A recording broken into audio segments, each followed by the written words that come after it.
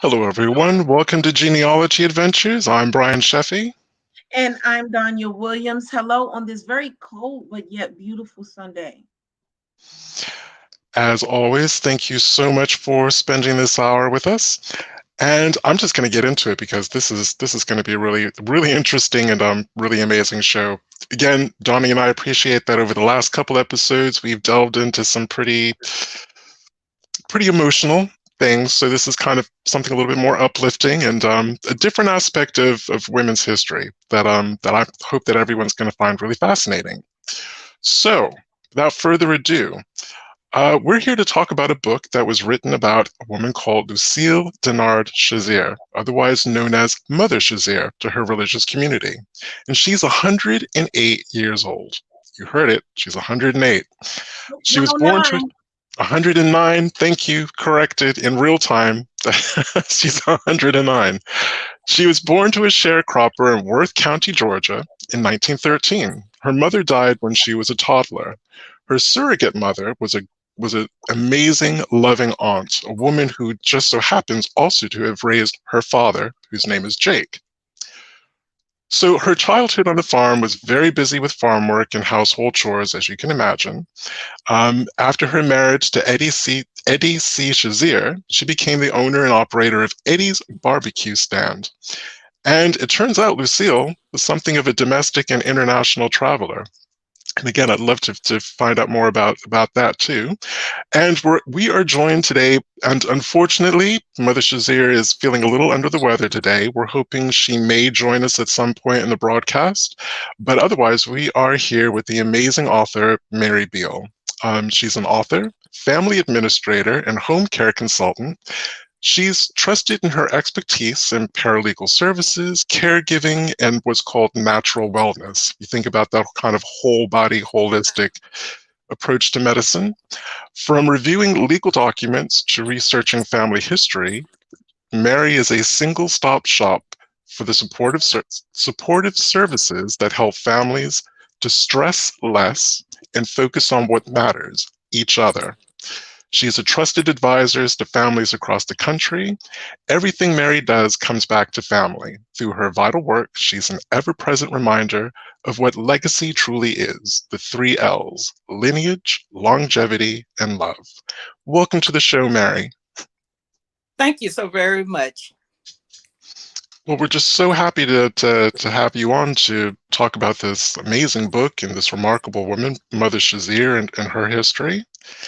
And I suppose I'm going to start with a softball question.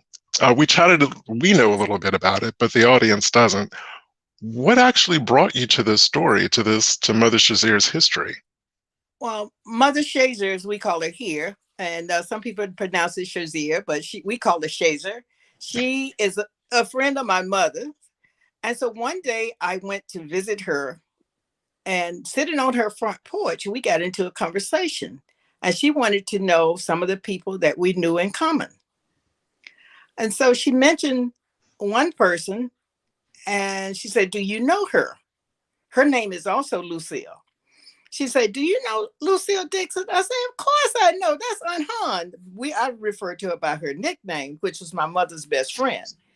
So long story short, we continued the conversation. And I said, "Yes, Aunt Lucille, Aunt Han, was featured in my mother's book, the book I wrote about my mother." And she said, "Let me see." I didn't have the book with me. So I went home, got the book, and brought it back, and I showed it to her. She said, "Yes, that sure is Han."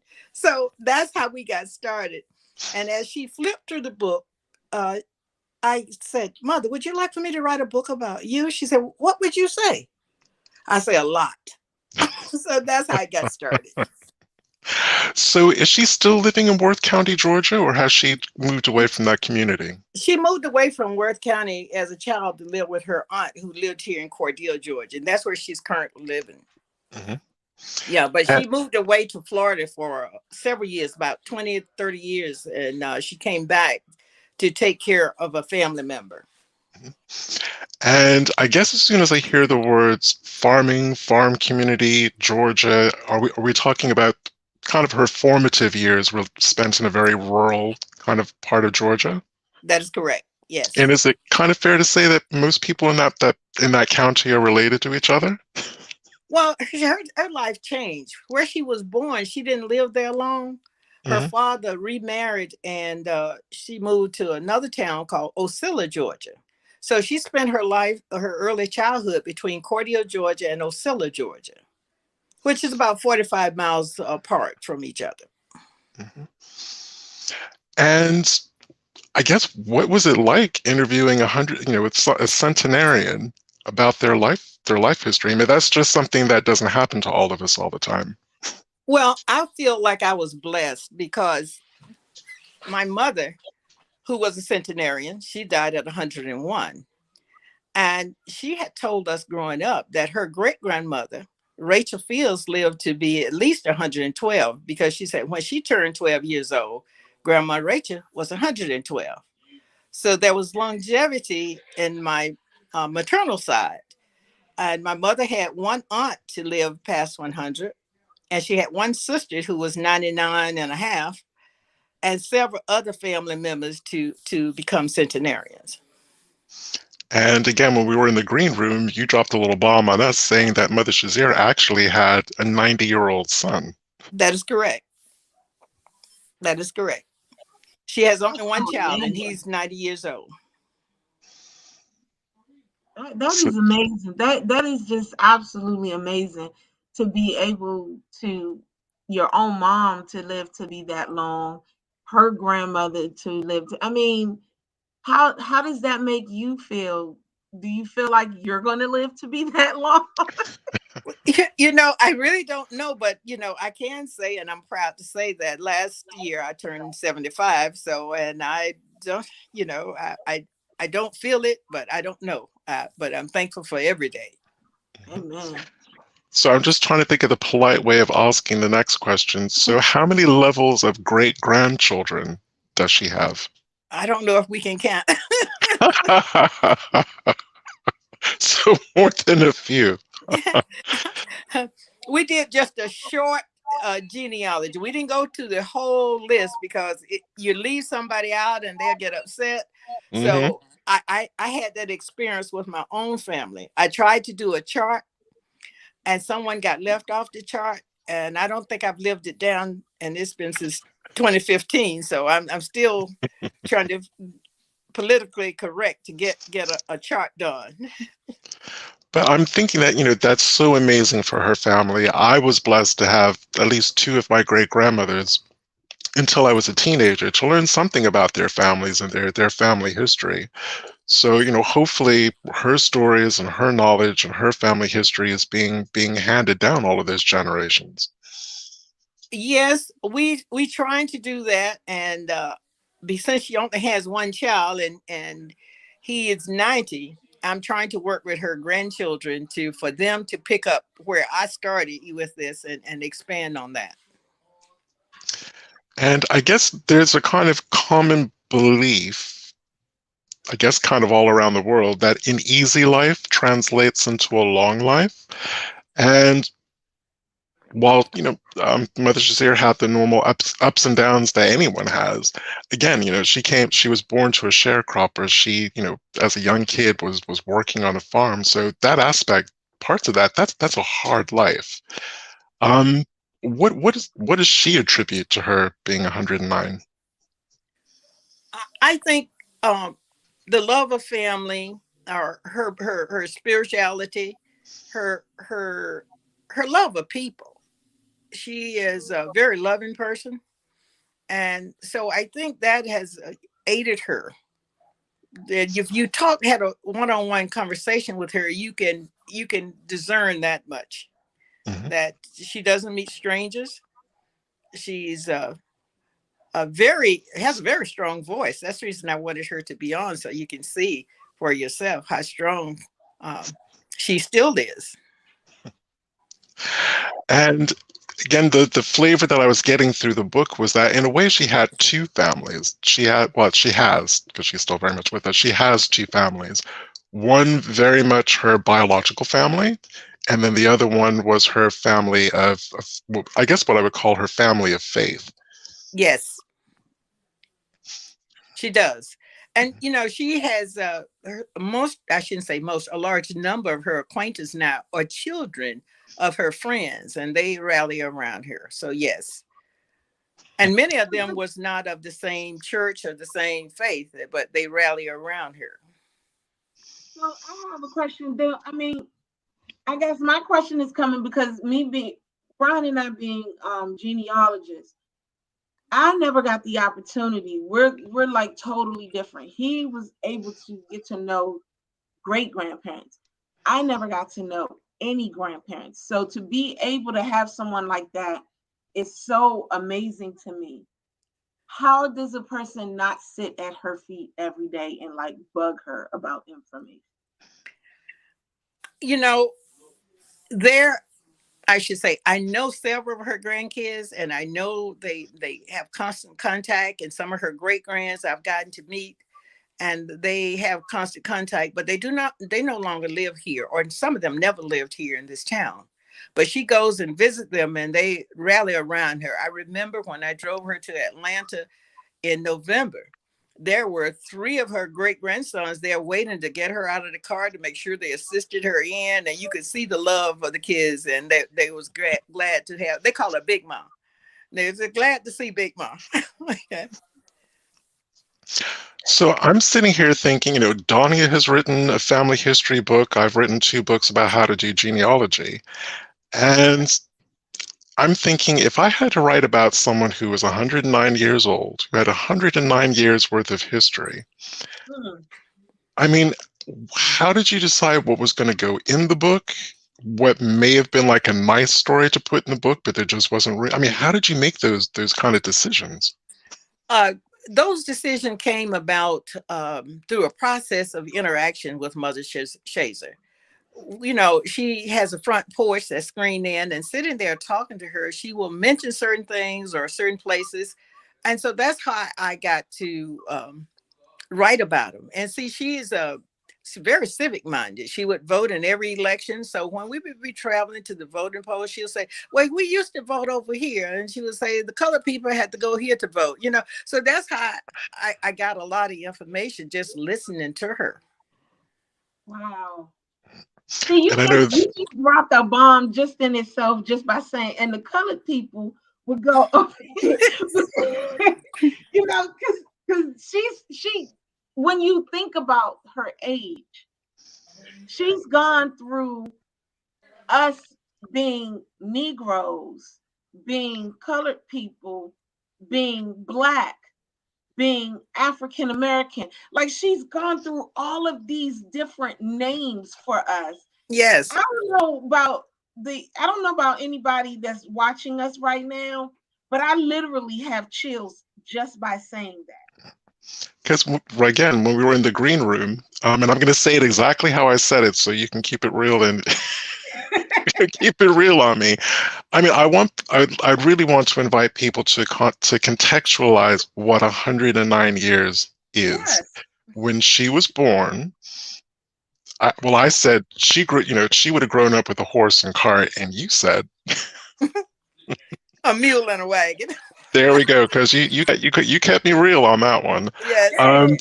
There were no airplanes, there were no automobiles. I'm not even sure if there were like fly zippers or if you still had to button up your dresses and your trousers. Yeah. I mean, I mean, Yes. we have They to were really buttons. think about that. It were just buttons. that, just that those basic kind of everyday things. Think about it, 109 years. I can't even count how many presidents she would have known in her, not known personally, but Yes.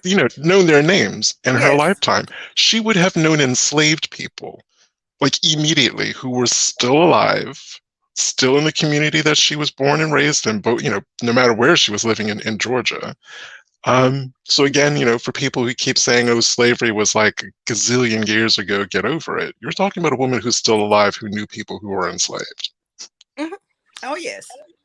So I You know, did a quick search. I did a real quick search. What was invented in 1913? The bra, um, the parachute, a windscreen wiper, the crossword puzzle, modern X-ray, okay, geological time scale, the Brillo pad.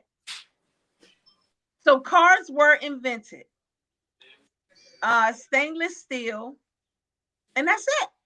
Mhm. That's where we are. Mhm.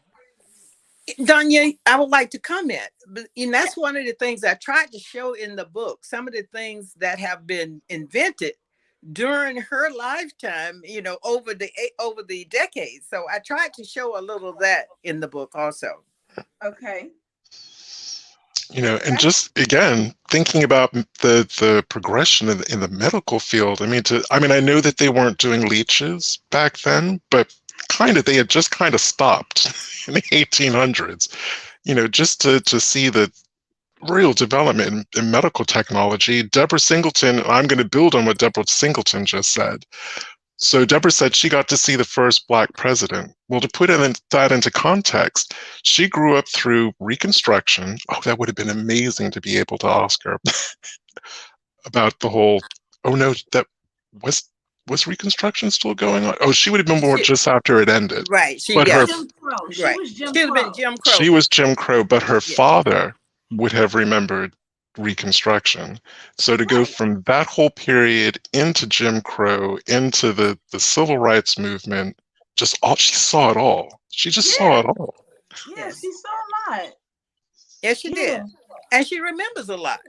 That's what's so amazing about her. Her memory, Yes. her mentality is so sharp still.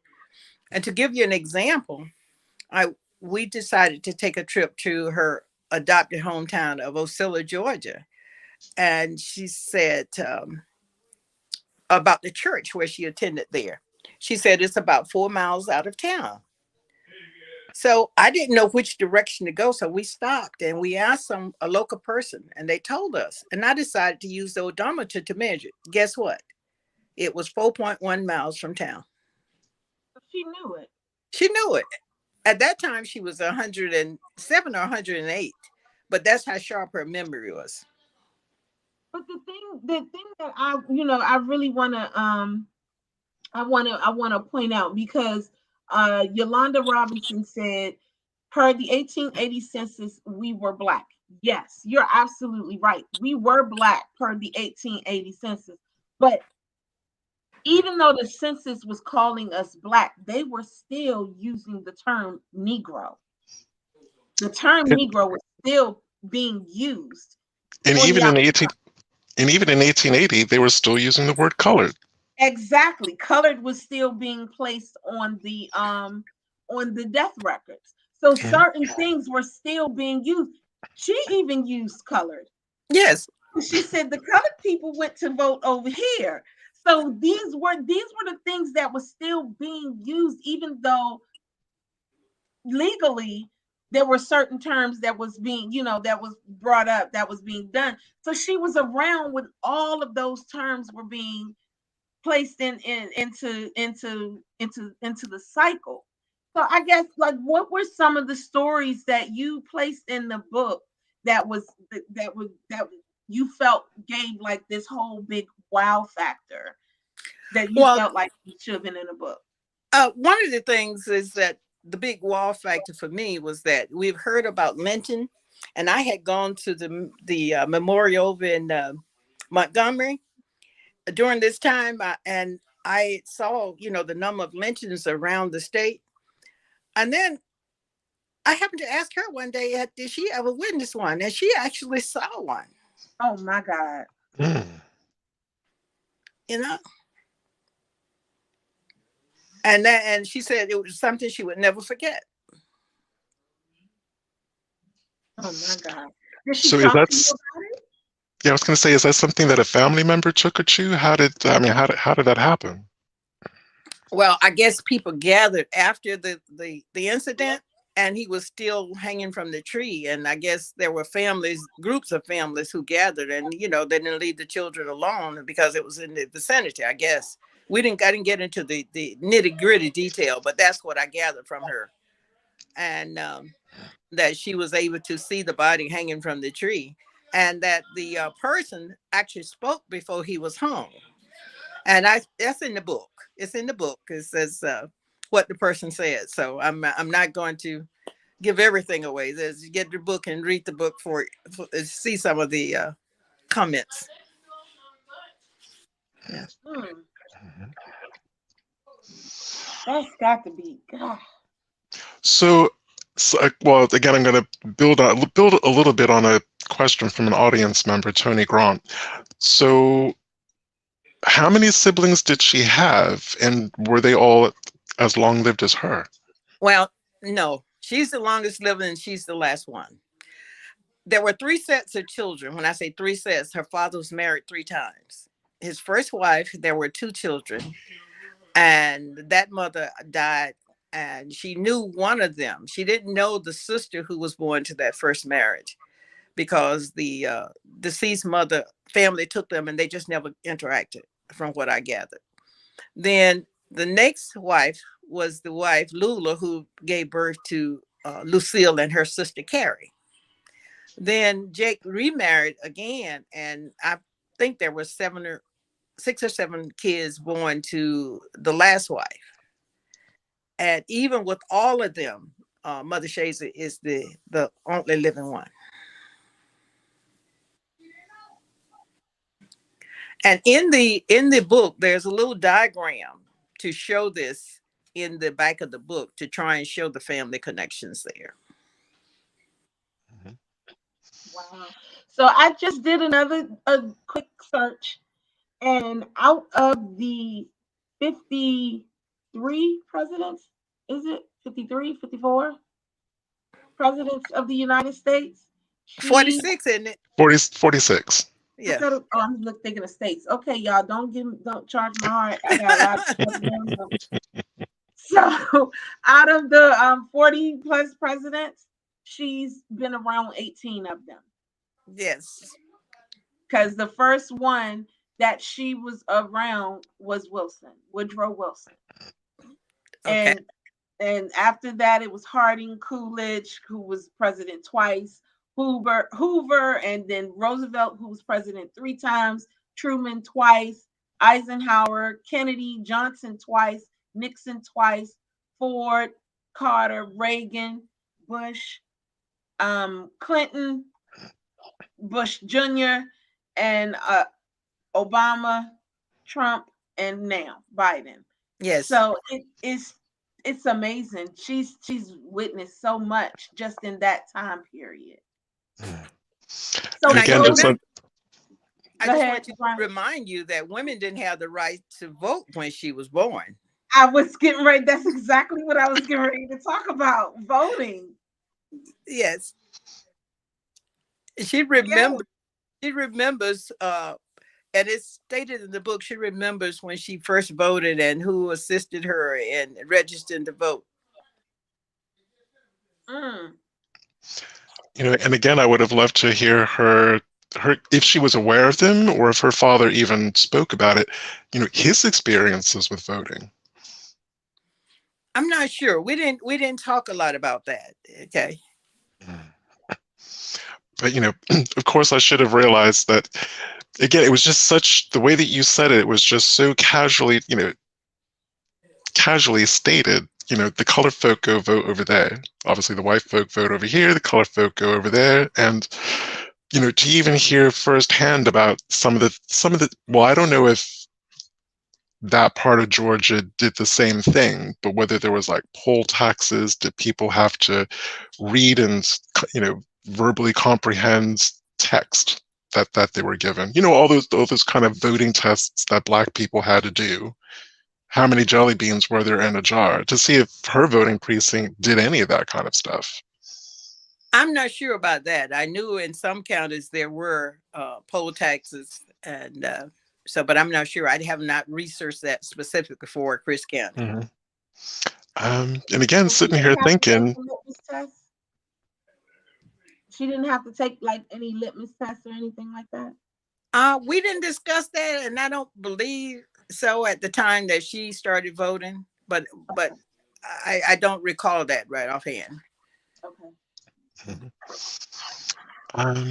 But also trying to get a sense of, I remember my great grandmothers and my grandmothers chatting about kind of how the family entertained themselves before TV.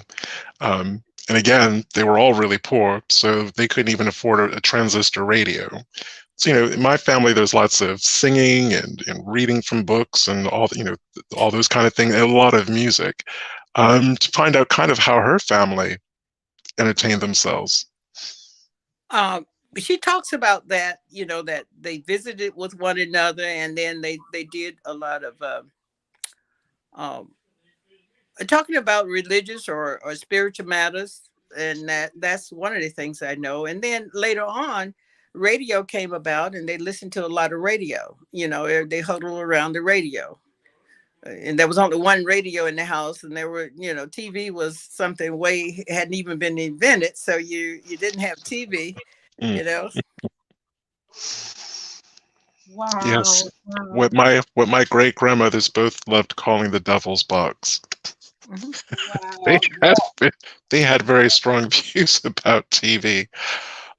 Dee Turner, actually, I'm going to paraphrase a little bit about what she wrote. So basically, if Mother Shazer's family wants to have these kind of oral family histories, they have the book to be able to read. But has she done any kind of vocal recordings, or has she done videos or interview things on digital format that her family can enjoy for future Yeah, generations? yes, she has. Uh, there's probably YouTube. We're going to have a bunch of them. There's there are several interviews that she has done with the publisher who assisted me in publishing her book. There are others who have taken her church have taken some videos, and I know if Facebook, there are videos out on Facebook, YouTube on her, and she loves to sing. I Mm. know. So she you will catch her sometimes singing. Yes. Okay. I was thought there was someone trying to get her to come in. I was just going to pause for a moment. May I? Yes. I'm going to put you on. Can I mute you just for a second? Yes, Okay. ma'am. Yes, yes. So yeah, we're gonna go and take a quick commercial break and see real quick. All right. Miss, if you can hear me, Miss Bill, we're gonna go ahead and take a commercial break while you're working on that, okay? Okay. Thank you. No problem. Whether you've hit a roadblock in your research or simply lack the time or training to tackle it yourself, our talented genealogy adventures staff of professional researchers are here to help you. Researching poorly documented ancestors is one of our specialities. We're located just outside of Washington, D.C. and near all of the major national archives. We work with individuals, museums, county exhibitions, plus production companies, and we really look forward to working with you on your projects. And So we are back. Got a quick question from Douglas Speaks, really easy. The title of the book is How to Live Well Past 100, and the author's name is Mary L. Beal. and they can be found on Amazon and Amazon, Barnes and Noble, Barnes and all. Noble, all of that. So what I did was I pushed her down because she's walked away from her little area. So I am what y'all gonna see in all through her houses. But this is just such an awesome, conversation, and I'm hoping that she will definitely be able to, like talk with us and have this whole conversation to talk to her because this Well, is it's just actually, I really, really hope that we can get Mother Shazer, because Dee Turner actually asked a brilliant, made an interesting observation slash really good question about the progression of the role of Black women from the time that she was born to today. I think that would be a really good subject to explore firsthand, and even with with Miss Beal, who's in her 70s, she herself would have seen that progression. So we get two different viewpoints on that one. yes, yes, yes. I'm sitting here looking to see if she's gonna be ready. Let me Miss Bill, is she gonna join us?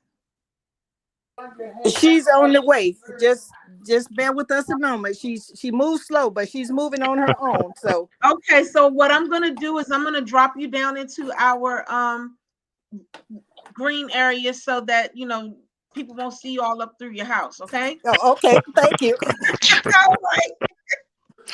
Everyone at home, thank you so much for your patience. But again, it's not every day that we get to interview a woman who's 108 years old. 109.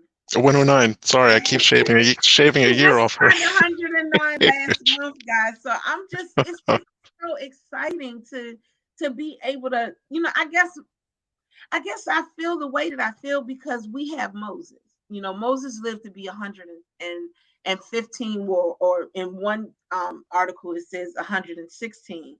And to be able to know the things that he saw during that time period, when you think about everything that he saw, the man was born before the American Revolution. And he was And old enough old enough to hear all the stuff that was being said and right. see it, because he was running those deeds that we found during that time period just were fascinating, because you could just see him going from Edgefield, South Carolina to Caswell, North Carolina, just back and forth, but just to evade the British. Exactly. And he could understand what was happening during that time. The fact that by the time the war started, by the time the American Revolution started, he was old enough to understand it. And then to see all the other wars that happened between it. So Yeah, you caught War of 1812. Then you have I the was gonna wars of say, 1848 with Mexico. Then you got then the Spanish American War, keep it moving. World Keep War One, the World War. Mexican, everything, just all of these different wars going through. Okay, they're back. Welcome. Oh my God. Welcome to the show. This is Mother Lucille Shazier. Say hello. You can speak.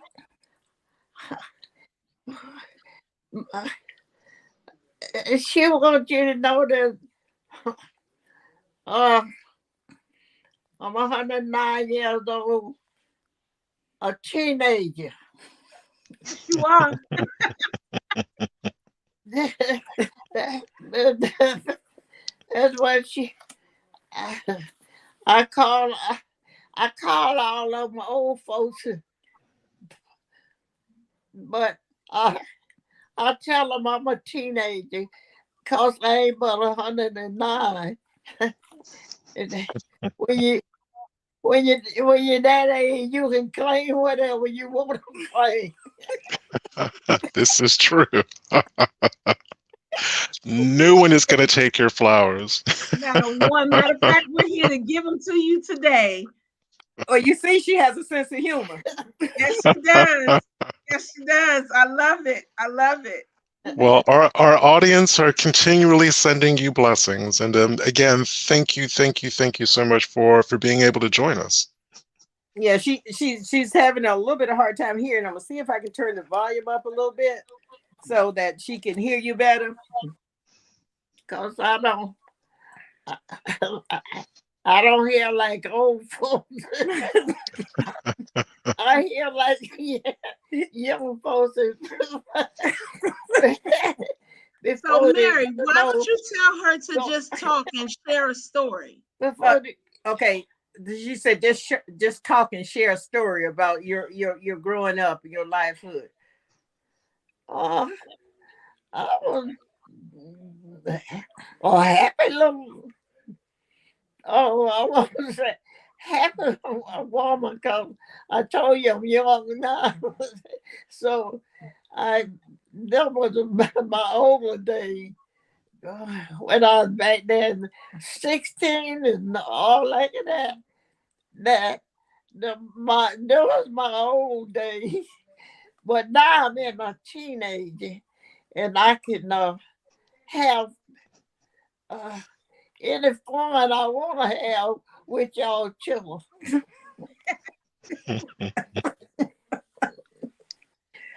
Well, Mother, I know you like to sing, and everybody loves to hear you sing. Would you tell them what your favorite song is and share it with them?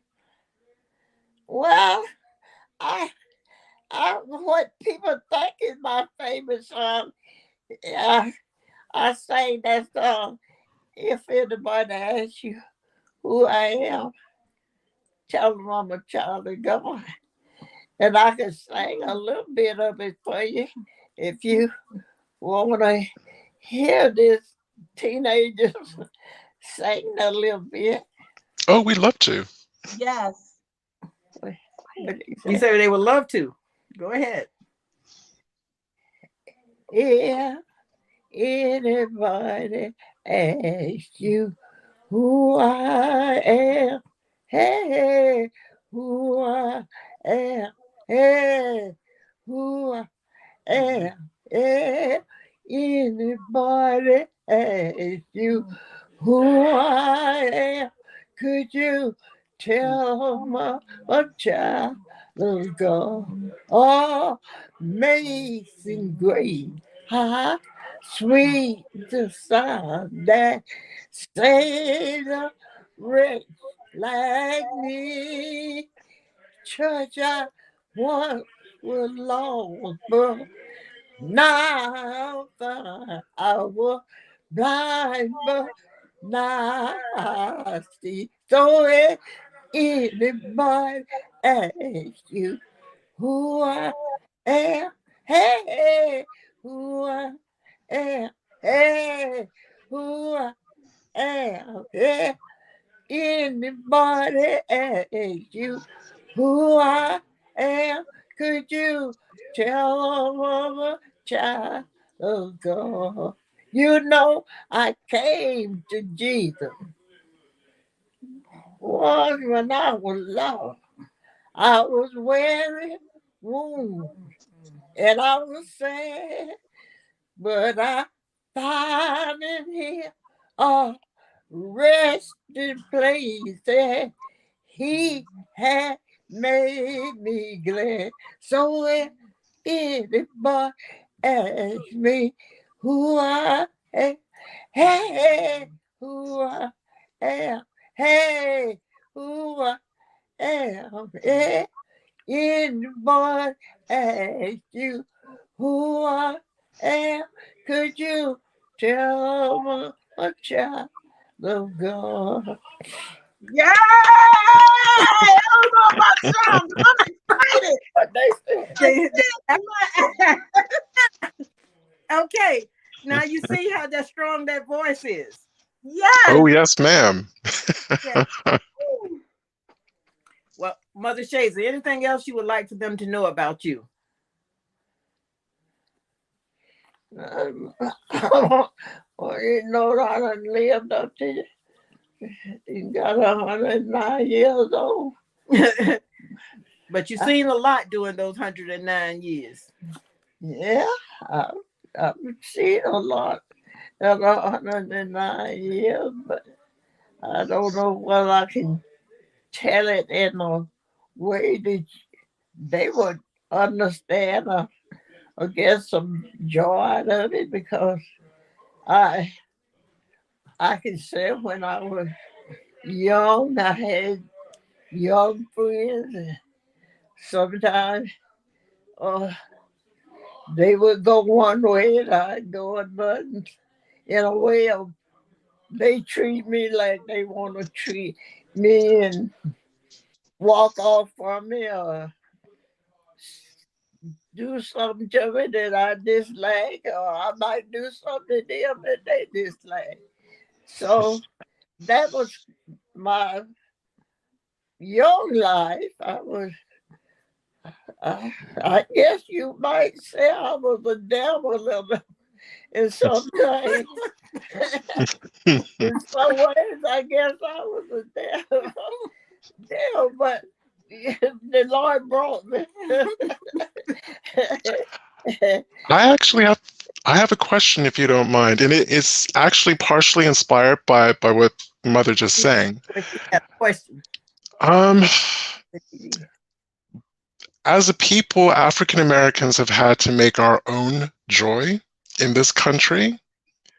what has kept Mother Shazer moving for Yeah. 109 years in the face of adversity? Like I said, we make our own joy as a people. We've always had to do that.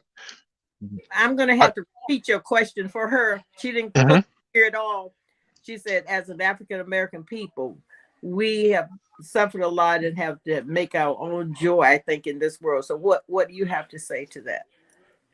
Well, I've had to make my own joy. I know when I was maybe 16 years old, I had to work to, to make a living, and I think that's making my own joy. Any kind of work I can get to do, shaking peanuts, picking cotton, anything I could do to help me to live and enjoy my living. I had to do it.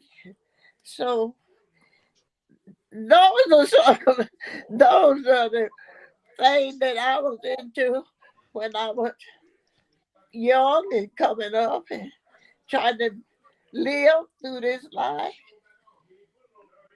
Mm-hmm. Mhm. And does she have any kind of general words of advice from Do from you have any basically her?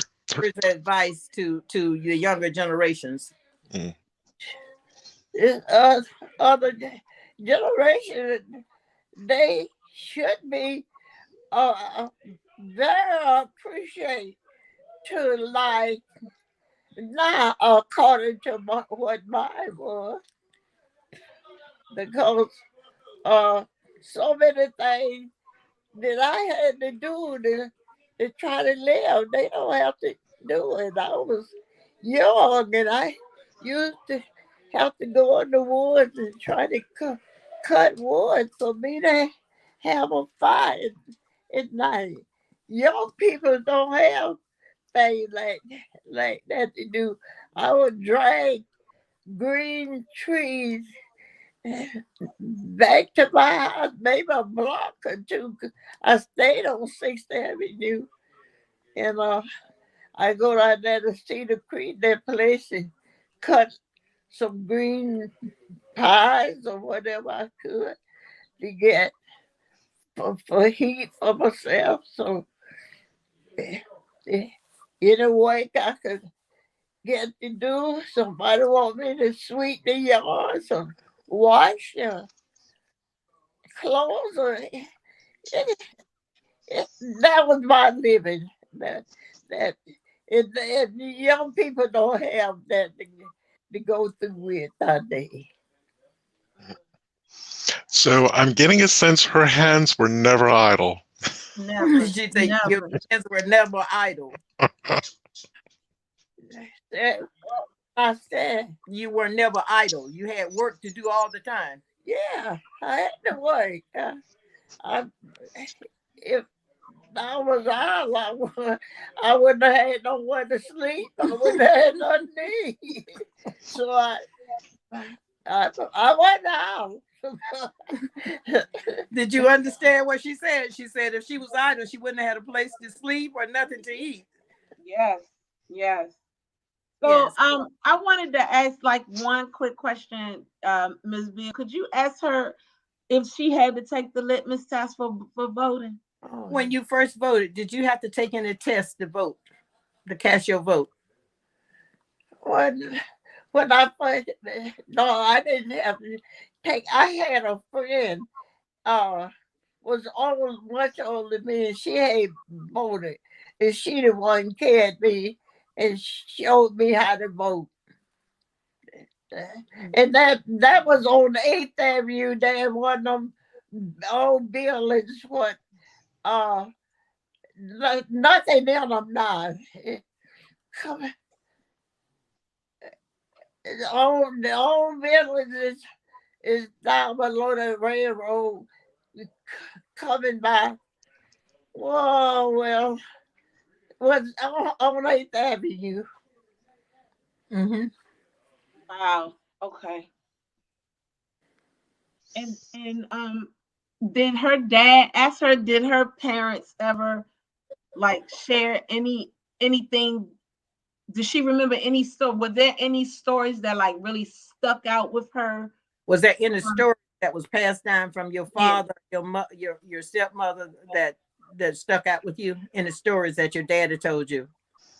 No, I don't know in the story my daddy told me or I, my stepmother either, but still stick out with me now that I remember my daddy would go to bed real early and all those young people and whatnot be sitting around getting our lessons and he'll be asleep and by the time we go to bed, good, I would he would get up and you hear him praying Wednesday night.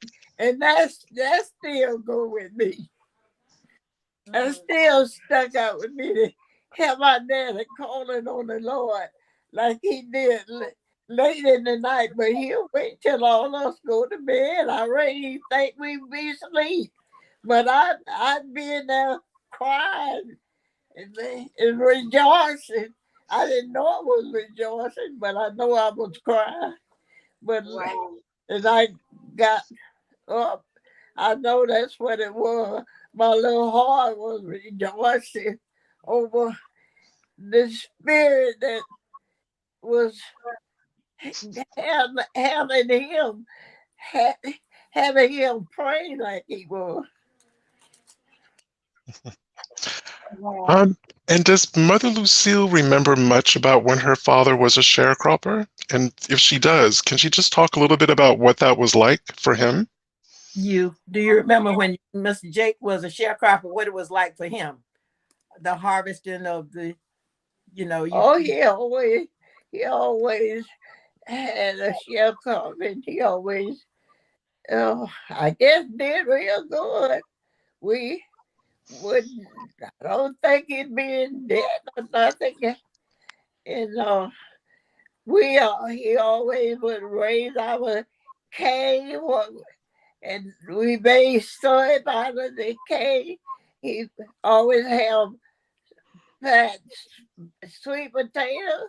We had bed of potatoes during the winter time, and a lot of time we had white potatoes because he learned how to dig them white potatoes and put them in them beds where he had them beds of sweet potato. Mm. And so we always had a good garden, good food and stuff for the winter because he was he raised his own hogs and had, well he just raised no cow, no lot of cow, but he had always raised one or two. You get him a calf early, raise one or two cows. Mm. So we always enjoyed eating. He was a good fisherman and a good hunter. And that's what he would labor all the time. He would labor, but at that time I didn't know he would labor. But since I got grown, I realized that he would fish at night and we'd have fish for breakfast a lot of time because we'll be in the bed asleep, he'd be fishing, and he come in, he'd clean them. And he was he applied the farmer, but he get enough sleep to wait the next day. So she got her busyness, her non-idling self. She got that from daddy. Yeah, What you he, said you got your non-island from Mr. Jake. Mhm, mhm, mhm. And actually, this is a question for both of you, including you, Mary. Is how do you both see kind of the lives of women and the roles of women in this country, and I guess specifically Black women? change since the time that you were born to the times that we're living in now? Well, for me, um, I've seen it change in the sense that we have taken jobs outside of the homes, um, and we have lost some of the skills that we had. Uh, for instance, my mother, they did quilts, they canned fruits and vegetables in season. So there was always plenty of food because they had that knowledge and that skill. Now we basically get everything from the grocery store, and we don't know what all we eating sometimes because of that. And every family had a vegetable garden Amen. and ate fresh. So we've changed a lot of ways to the detriment of our health because we don't eat as fresh. A lot of things eaten out of the box, out of tin, which Mhm. that wasn't the case because the wife, the mother, and the daughters were taught to do those things. The can and the quilting, the washing, the ironing. All of those were household chores that I had to do growing up, and to help with preparing the food for canning. And so I'm sure Mother Shazer did some of that for her aunt too. For my stepmother, Your stepmother. Okay. She did a lot of that for her stepmother to help her I stepmother. helped her help my stepmother. She helped her stepmother. Okay. How many siblings did Mother Shazier have? How many siblings, how many sisters and brothers you had? Do you remember? Mm. Uh, my first wife would be my sister. My mother died. My first wife was my sister and a brother. They were ahead of me. They, he had two children. He had a boy and a girl by the first wife. I didn't never know the girl because she passed on like before I was born. The second wife was sister and I, and our mother died. And the third wife was uh, my 4 or 5 children. And and that's and I had uh, 6, 7, my nine sisters and brothers. Wow. I may be making a mistake on this last one, but I don't think I is. Mhm. I think I'm correct on that. Mhm. But I know coming on down to his third wife, that's where the children, more children, because my mother passed and the first wife he had passed. But the second wife, he and I lived together and he paid. But he had about 5 children before he paid. Wow. Well, I just want to thank you guys for just like being on the show. This has just been so awesome and so Mhm. Well, awe inspiring. Mhm. Well, actually, now that we're talking about food and growing food and all of that, I'm very thankful that my grandmother and my mother taught me how to preserve and can, because I have my little COVID victory garden. So, all the peas and all that stuff, I put that away for it. But actually, we're still enjoying them right now during the winter. So those are just amazing skills to have, period. But I'm assuming, again, this is a rural area. It's not like you could just go to a clothing store and just buy clothes off the rack. So I'm assuming that Mother Lucille and sisters and stepmothers and whatnot, were they the ones who primarily made their clothes? Did you make your clothes growing up, mother? they had safety within our community. If we got on to any material, anything like that, we'd have her to make our dresses. Mhm. Mm. Did you understand? She said they had seamsters in their community that made the dresses. Yes. Oh, right. Okay. Yes. Yeah, well, Mhm. I ain't digging in no dirt. So I'm going to the store, y'all. I don't dig in dirt. I'm one of them. And I can't I have don't, no sneezing. I don't stitch either. So, Mhm. but again, like I said, this has been an absolute honor to have both of you ladies on the show. We will be putting the link to um, Mary Beal's author, Mary Beal's book in the comments so you guys can buy the book and just read the stories about Mother Shazier. Mother Shazier, we thank you so very, very much for being on this show today. Yeah, thank you.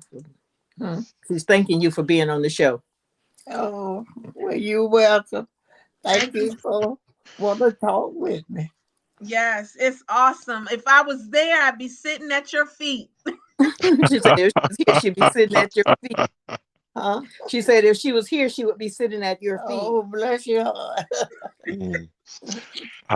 But no, thank you both so much for being able to join us.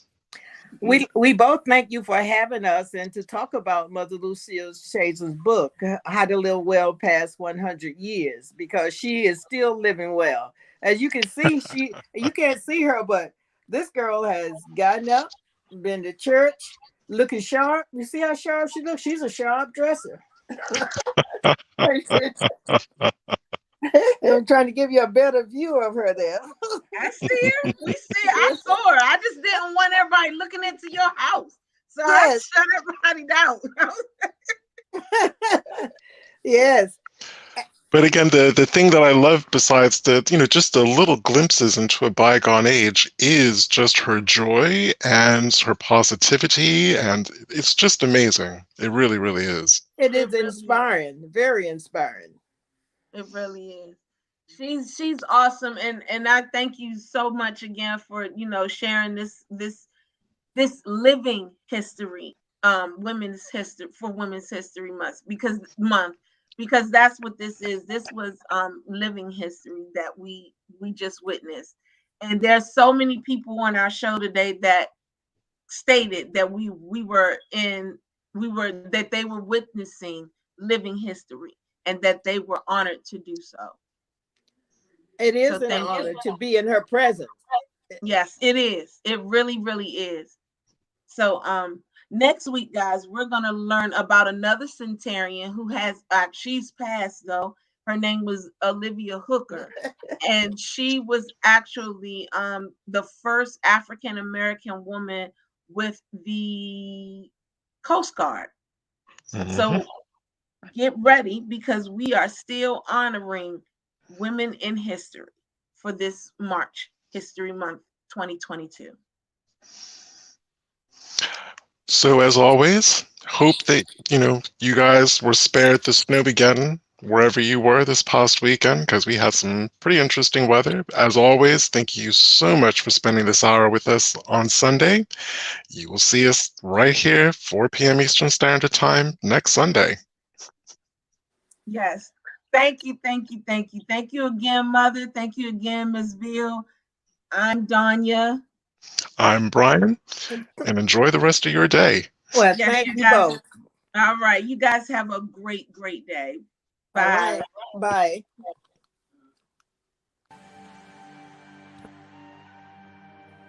Okay.